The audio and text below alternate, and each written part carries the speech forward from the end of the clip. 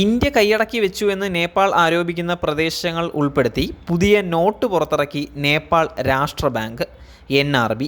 തർക്കങ്ങളും വിവാദങ്ങളും നിലനിൽക്കുന്ന കാലാപാനി, ലിപുലേക്ക്, ലിംബി യാതുര പ്രദേശങ്ങൾ ഉൾപ്പെടുത്തിയ 100 രൂപയുടെ നേപ്പാളീസ് കറൻസിയാണ് NRB പുറത്തിറക്കിയിരിക്കുന്നത്. ഈ നോട്ടിൽ പഴയ ഗവർണർ മഹാപ്രസാദ് അധികാരിയുടെ ഒപ്പുണ്ട്.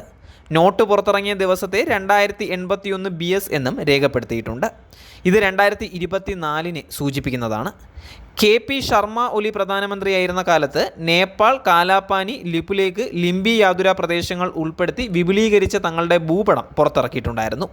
2020 മെയ് മാസത്തിലെ പാർലമെൻറ്റ് സമ്മേളനത്തിൻ്റെ അംഗീകാരത്തോടെയായിരുന്നു ഈ നീക്കം. നേരത്തെ പുറത്തിറക്കിയിരുന്ന 100 രൂപയുടെ കറൻസികളിലും നേപ്പാളിൻ്റെ ഭൂപടം ഉണ്ടായിരുന്നുവെന്നും സർക്കാരിൻ്റെ നിർദ്ദേശപ്രകാരം പരിഷ്കരിക്കുകയായിരുന്നുവെന്നുമാണ് NRB വക്താവ് പറയുന്നത്. 10, 50, 500, 1000 അടക്കമുള്ള കറൻസികൾ നേപ്പാൾ രാഷ്ട്ര ബാങ്ക് പുറത്തിറക്കുന്നുണ്ട് എന്നും 100 രൂപയുടെ കറൻസിയിൽ മാത്രമാണ് ഇത്തരത്തിൽ രാജ്യത്തിൻ്റെ ഭൂപടം ആലേഖനം ചെയ്തിട്ടുള്ളത് എന്നും അദ്ദേഹം കൂട്ടിച്ചേർത്തു.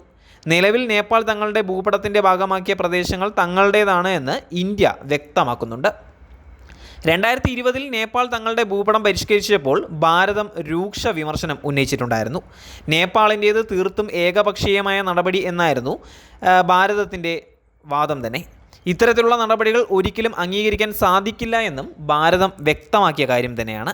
നേപ്പാൾ പുറത്തിറക്കിയ നോട്ടിൻ്റെ ഇടതുഭാഗത്ത് എവറസ്റ്റ് കൊടുമുടിയും വലതുഭാഗത്ത് നേപ്പാളിൻ്റെ ദേശീയ പുഷ്പവും ആലേഖനം ചെയ്തിരിക്കുന്നു. നടുവിൽ ഇളം പച്ച നിറത്തിലാണ് നേപ്പാളിൻ്റെ ഭൂപടം ഉൾക്കൊള്ളിച്ചിരിക്കുന്നത്. ബുദ്ധൻ്റെ ജന്മസ്ഥലമായ ലുംബിനി എന്ന എഴുത്തിനൊപ്പം അശോക സ്തംഭവും നോട്ടിലുണ്ട്. നോട്ടിൻ്റെ മറുവശത്ത് ഒറ്റക്കൊമ്പൻ കാണ്ടാമൃഗത്തിൻ്റെ ചിത്രവും ആലേഖനം ചെയ്തിരിക്കുകയാണ്.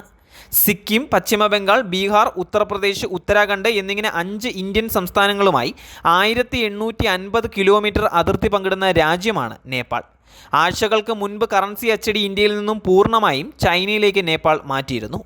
ഏറ്റവും പുതുതായി 1000 രൂപയുടെ 430 മില്യൺ നോട്ടുകൾ അച്ചടിക്കണമെന്ന് ആവശ്യപ്പെട്ട് നേപ്പാൾ രാഷ്ട്ര bank China bank note printing and minting corporation കത്ത് നൽകിയിട്ടുണ്ടായിരുന്നു. ഇതുവഴി 16.985 മില്യൺ ഡോളറാണ് നേപ്പാളിൽ നിന്ന് ചൈനീസ് സമ്പദ് വ്യവസ്ഥയിലേക്ക് എത്തുക. ഒരു കാലത്ത് ഇന്ത്യയെ മാത്രമായിരുന്നു നേപ്പാൾ തങ്ങളുടെ കറൻസി അച്ചടിക്കായി ആശ്രയിച്ചിട്ടുണ്ടായിരുന്നത്.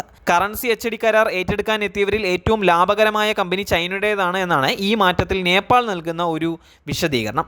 കഴിഞ്ഞ 3 വർഷമായി നേപ്പാൾ കറൻസി അച്ചടി പൂർണ്ണമായും ചൈനയിലാണ് അച്ചടിക്കുന്നത്. ഈ ഇനത്തിൽ മാത്രം $63 മില്യൺ ചൈനയ്ക്ക് ലഭിച്ചിട്ടുമുണ്ട്.